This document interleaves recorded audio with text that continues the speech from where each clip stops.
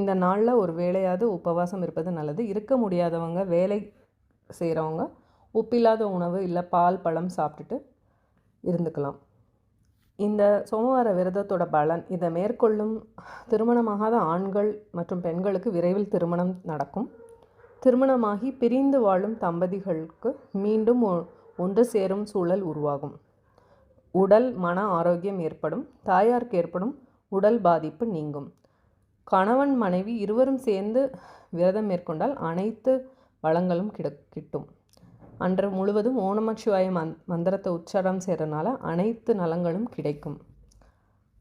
இதை கார்த்திகை மாதம் விரதமாக இருந்து இல்லை மார்கழியில் இருக்கலாம்.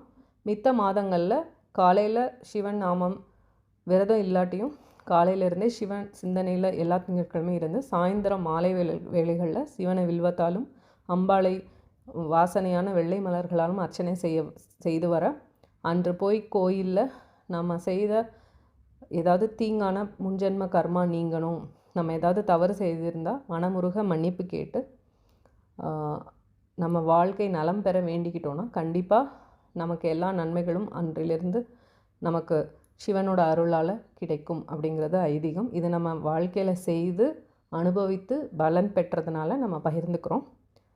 அவனருளாலே அவன் தாள் வணங்கி அவனின்றி அணுவும் அசையாது. இப்படிக்கு வணக்கம். ராமசாமி அடிகளாரின் சிஷ்ய சுப்புலக்ஷ்மி. நன்றி.